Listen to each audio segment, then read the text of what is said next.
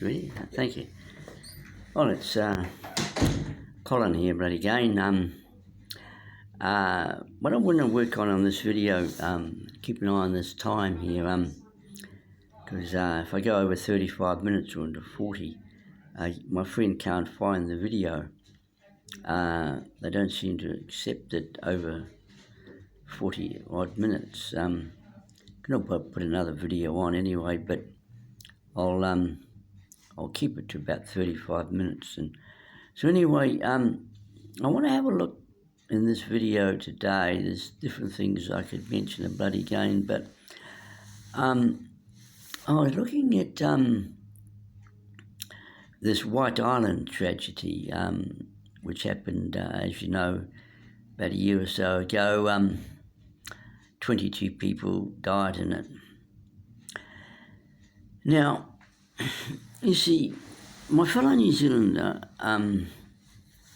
he's pretty piss poor. Christians wrapped up in the world and seem to be more interested in the America's Cup than being the salt of the earth for New Zealand and getting down to prayer and that, and solving these problems or preventing them in the first place. Really, that's more prevention I'm looking at. So we'll take this White Island tragedy. Of course, where there's an eruption there when they were on the island. Now, you see, it's like this. If I put on a video, okay. Now the very next video I put on about 85% of what I put on the previous video. Then people, newcomers, would probably wipe me entirely, not bother about my videos anymore, saying, oh, I heard all that in his last video. But if, say, over 20 odd years, not 20 years, 20 videos, say 20 videos, I popped in those same amount of things, just bits and pieces over the 20 videos in repetition, that would be entirely different. So, but it's very important to consolidate and bring back. I remember in Adele Davis' Let's Get Well, one of the top nutritional books of all time as far as orthomolecular medicine is concerned. The whole book is full of orthomolecular medicine. And anyway, I can't go into detail about that. It's just that I want to say that I had things underlined in the book for emphasis. But several years later, when I went back looking for something, and I saw this underlining, and I wasn't aware of it at the time, years later, and I thought to myself, oh, I had that underlined. And I wasn't aware of it at the time. And there I had it underlined. So you need to sort of go back and consolidate your position, you see. And so as I've got on about 42 videos on YouTube, I now can probably freely go back on bits and pieces and that. So what I want to go back on is something that happened in China. My prayer partner, I go to a prayer meeting on Mondays, and a few of us pray. There's only about, say, 3 of us, maybe 4 sometimes, average of about 3 people or something. So anyway, I was praying about something, and my prayer partner said, that happened in China. So you read these sort of things that I'm about to mention. I've mentioned this one before on more than one occasion. You read them in Christian mags, and perhaps you hear it on Christian radio, and that Christian mags is a good place to pick up these sort of things.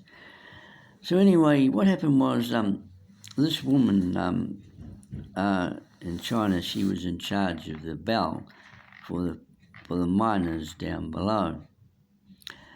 So anyway, she was probably a prayerful woman or whatever, and so God spoke to her and says, ring the bell. Now, a lot of Christians are just bloody idiots like that. They're having the same problem in Indonesia. God would speak about a village, go to this particular village or something and do something. And they come up with excuses, oh, I can't do that, I can't do this and all this bullshit. They're always giving God bullshit. They can't do this, they can't do that, and oh, no, it's not me, and sort of thing. The thing is this, God would not speak and ask you to do something. If you can't do it, he'll help you. He's not going to give you something you can't do. I mean, for no bloody reason, a bloody tour, he's not going to do that. So he spoke to her, this sick bitch, and said to her, ring the bell. So being a typical, or she was Chinese, so she said to God, she said, fuck me dead, you sick cunt. What do you want me to ring the bell for, you sick cunt? She's a typical bloody silly woman. So anyway, God ignored her, what she said, and spoke the second time. She said, ring the bell. And the same bloody thing, she came up with this bloody shit again and said, oh, fuck me dead, you sick cunt. What do you want me to ring the bell for? See, God would not get you to ring the bloody bell for nothing, So anyway, God spoke a third time. He ignored the first two times. And the third time he said again, ring the bell. So this time the sick bitch did ring the bell. Now, if you, I don't know if I mentioned, but if you ring the bell and it's not an emergency, by golly, they'll give you assholes. By golly, you might get fired. I'm not sure about the getting fired, but by golly, they'll give you assholes if you ring that bell when there's no reason. So of course the bell went, so the men came scurrying out, and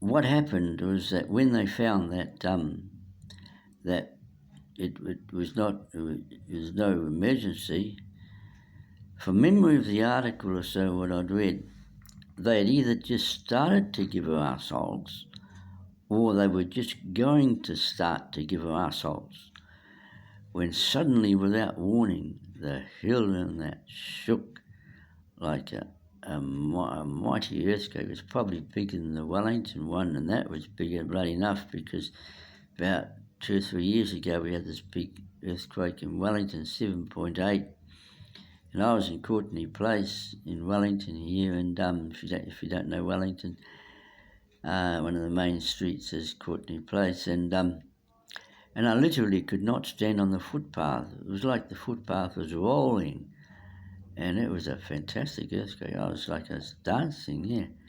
But this one was probably a bigger one. Like Wellington have had two bigger ones, and this one big earthquake brought up land from the sea, and eventually they built Strathmore, they built Kilbirnie, they built Miramar and Seatoun probably on that land that was brought up from the sea. In fact, the sea used to lap at the Basin Reserve actually, back in about 1850 or so, and two massive earthquakes hit Wellington. So they're even bigger than this one, 7.8. But getting back to this big quake, it must have been probably more than 7. It must have been an 8.5 or a 9 or something. That was a massive earthquake. So later on, when they went back to where the men were, they found the place to be devastated. Now, I've mentioned this before, actually, on these videos, but it's important to repeat oneself at times, not too much. Like you can't put a video on and in the very next video you put 85% of your first video, and people might be put off with me entirely. This cunt, he put this bloody thing on, and everything was the same the next one. Oh, bugger this cunt.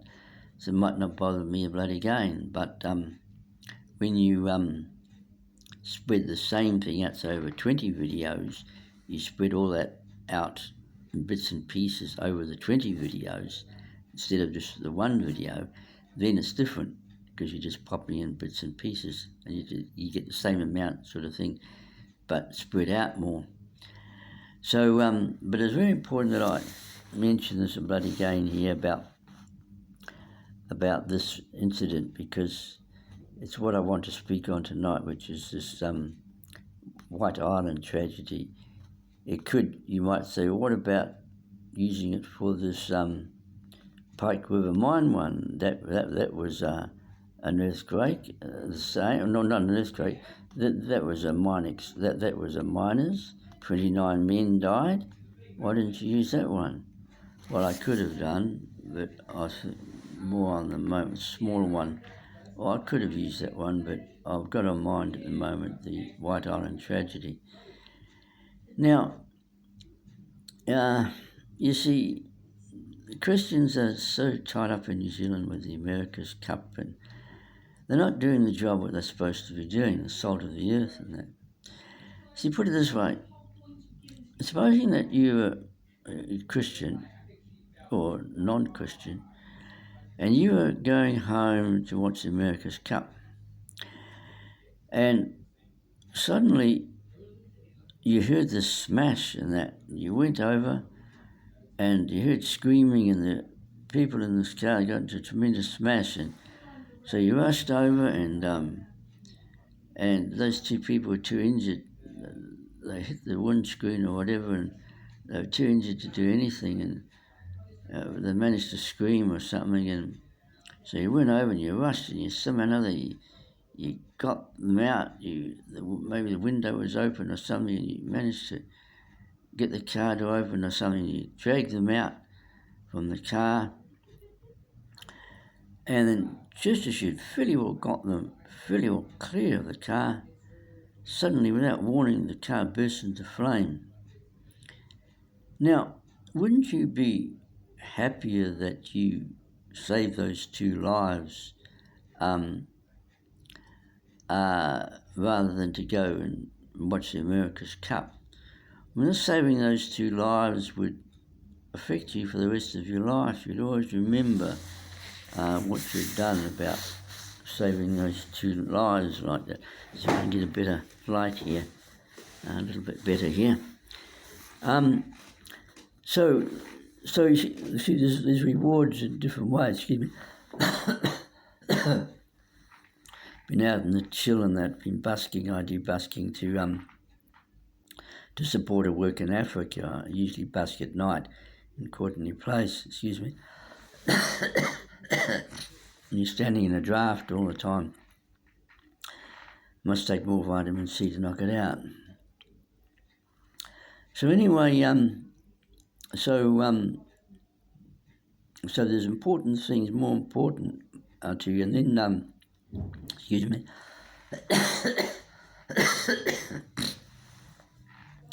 So anyway, you see the importance of helping people. So you contacted the ambulance, and so they came, and you contacted the police, and they came, and you got a reporter to come too. So oh, excuse me, bit of a foggy too or something. And so anyway, what happened was, you're so happy to what should I say, to oh, excuse me.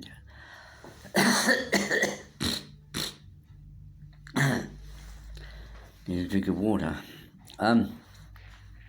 So it'd be more worthwhile to you to save those two lives, and then especially if you've got it in the paper, and your photo was in the paper, and you made a hero of saving those two people. And just supposing you say to you that the Queen of England had heard about it, and she was going to give you the Victoria Cross, as she heard. So the subject said to her, "But Your Majesty, why not just give the OBE? What is it? What is it again? what's the I just said it. Hang on, I'll grab it again. The Victoria Cross. Yeah, excuse me. So the Victoria Cross. So Her Majesty says, no, I'm giving the Victoria Cross. He said he got those two people out and the car blew up, or it set fire, or so it blew up. And the subject said again, but Your Majesty, that's the highest award. Why not the OBE? No, I'm giving it the Victoria Cross. But Your Majesty, why not the OBE, Your Majesty? I've spoken and that's it. So Your Majesty signed. Elizabeth R. put it down in front of them. Her Majesty, she signed. Elizabeth R. Her Majesty, she signed. Elizabeth R. Elizabeth R. Her Majesty, she signed. And so Majesty was adamant about it, whatever that word's supposed to mean. And so so Her Majesty signed, and Her Majesty actually wanted to come to New Zealand to specifically give that award to that guy, but she didn't come. There's a long way in that, and so she sent the Victoria Cross by email and that, and so they had a special day for it. It was on TV, and they gave him the Victoria Cross, and people saw it on TV and that. Now, wouldn't it be great, even just to save those two lives would be worth it, let alone getting the Victoria Cross, and people who never spoken to him hardly before would cross the road and knock on his door and shake his hand, and you get that side of it as well. Not just and people would just treat you like a hero, or you would be a hero. They would almost worship you. You know, you'd have. So not only did you save two lives, which in itself, if that's all what happened, say, never got in the paper, and Queen had never heard about it, say, and so on. You just saved two lives, and that's it. It was just between you and those people. It didn't even get in the paper, say, or you didn't anyway. It might have just been there was a crash and two people were saved or something, and you never even got your name in or anything. Even that in itself would be a great what shall I say, a great thing to happen. But with the extras, Victoria Cross, etc., and you're getting your name in the paper and your photograph, and you and they took an interview with you on the news on TV, that would be even better, you know. So you see, by helping people can be a great thing to do, rather than yourself. But this sort of thing can come about by prayer, as we've just seen with the pipe and that woman in China. Now, so Christians should be doing this sort of thing, getting down to prayer. So if Christians had been praying people, or at least one particular woman or guy, then God could have spoken and said, there's danger on White Island. People are going to be in grave danger. Pray to me that I will protect them. So this is the way God often works, or I'm dealing with the Holy Spirit myself, actually. He's the author of all romance. But we're looking at God at the moment. He speaks too. And although it was the Holy Spirit that spoke to Rhys Howells, as I've mentioned before in my videos, when the Germans were about to take Moscow, and Hitler said that he would succeed where Napoleon failed, and he would have done too. In fact, he could have the Germans could have taken Moscow at one stage there, but they didn't. So so anyway, as I mentioned this one before too, so Rhys Howells went to the radio to hear if Moscow had fallen, and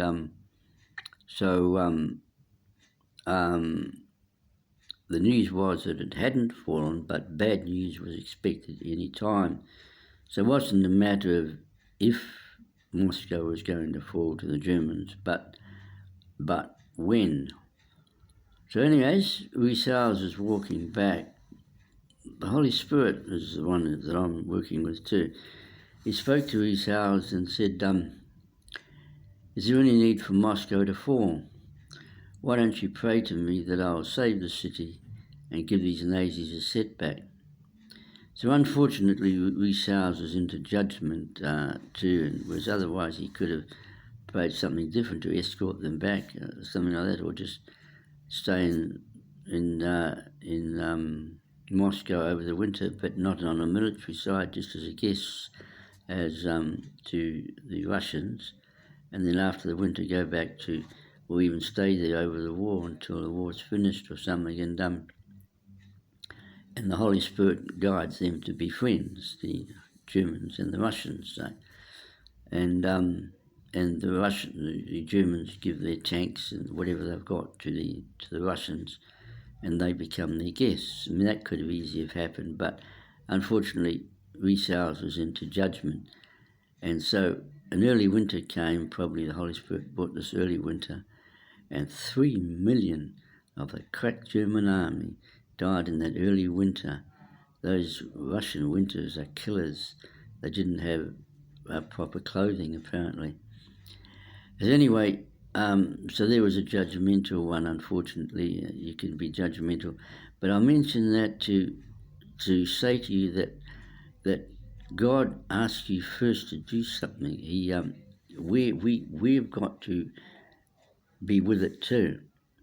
We've got to do our part. God will do his part, sort of thing. So, sort of thing, he'll speak and say, what I've said, that there are people in great danger at White Island. Pray to me that I will save them. And so he prays. And then I don't know how these people are taken over to the White Island. It might be by helicopter, but it could be by launch. So supposing then that God answers a prayer by stopping the engine from going. So they pull on the engine, or they try to start it, and fuck me dead, what the hell happened? It might be flooded.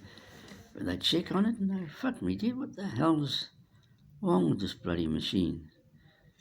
And it was all right the other day. They couldn't figure out what the hell's wrong with it. So they got one or two, and they couldn't figure it out either. What the fuck, it doesn't go. And so because it couldn't go, of course, it couldn't get the people over there, so, and the tragedy happened, and but there's nobody there. But unfortunately, see, there's nobody in touch.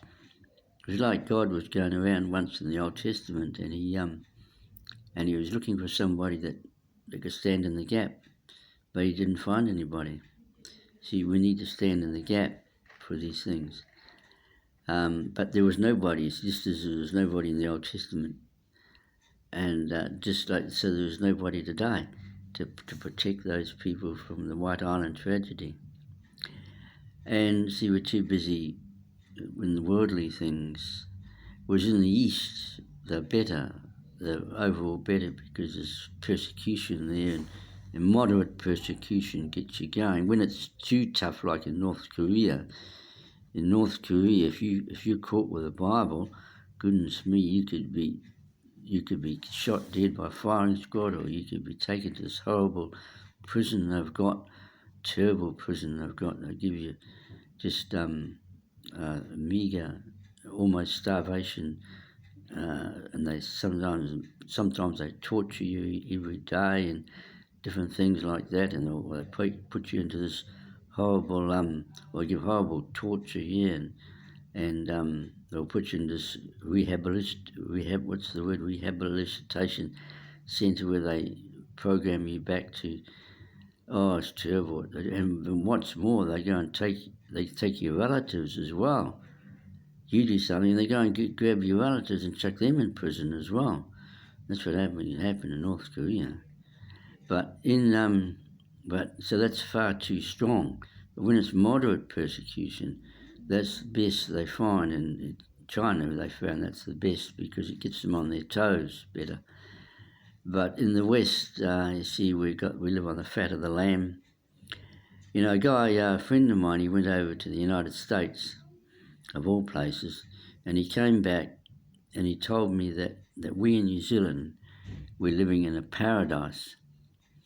So anyway, almost time, 25 minutes. I've got 21 minutes, 25 minutes, about 10 minutes left. So so we'll have a look now. So therefore then you see what we basically need in New Zealand. We need praying Christians and especially stadium praying, and to prevent these things. If we had have been in prayer and things like this, we could have prevented these things that's happened in New Zealand. And the current problem, all the problems we've had, like the Pike River mine, the mosque attack, 51 people killed, the Tangawai disaster in 53, train went over into the sea, into the river, the bridge had gone on. Poor people must have been screaming in that carriages, went down under the water screaming, and it must have been, when you think of it, the horrible death. They either drowned in there or they suffocated or something happened to them. Probably the water would have got in here and they probably would have been drowned. And what a terrible tragedy. One moment they're in the train there, 151 people, I think it was, in the Tangawai disaster. I think it was 53. The bridge had gone. But I think probably what happened is that both the driver and the fireman were dozing, because I worked on the railways, I joined the railways, and I found out that that normally, often what happens is that both the driver and the fireman are dozing, but it's the lights which wake up the firemen when they go into an industrial area. The lights wake up the fireman. The first thing he went was for the water in the gauge, because they were steam locomotives. And so that's quite likely happened with the Tangawai disaster. Was they were both dozing, and instead of keeping an eye out very carefully for weather like this, and you might have just managed to see that the thing had gone and put the brakes on and just managed to stop before they went over. I did hear actually that a light was waved. I don't know if it's true or not, but when I was on the railways, that was one of the main things, that if a light is waved violently, you take it very seriously and you stop. So maybe they were dozing and didn't even see the light. Somebody was waving a light, I think. That's what I heard. But anyway, see, all these tragedies have happened in New Zealand, and the earthquake in Napier and Hastings, it was worse than what I was reading about it. It was even worse than what I thought it was. The whole place was on fire. The industrial area in Hastings or Napier, both was actually on fire. It was a terrible earthquake in 31, I think it was. Was it 31? Big earthquake? Yeah, it was probably 1931. Was it? Oh no, wait a minute. Something. I don't know when it was. Yes, probably might be 1931. Big. Yeah, I think. Yeah. Anyway, it doesn't matter. Well, it does, but it doesn't. So anyway, so what I'm trying to emphasise is that these things could have been prevented if Christians had doing their work as the salt of the earth. So this is what we need to do with Christians in New Zealand. 29 minutes, 26 minutes, so I've got a few more minutes. So this is what, so I suppose it's a message for Christians really, but also for non-Christians. You can see what actually can happen. Like as I mentioned about the one in China, how those men were saved. But Christians are not in prayer, and as I say, they're more interested in America's Cup. But it's wonderful to save lives, you know. We're getting back now to the one that we're looking at is the White Island tragedy. And so supposing then that God answered the prayer by stopping the engine from going. They couldn't find out what the fuck was happening to this bloody thing. I don't know why the fuck it doesn't go.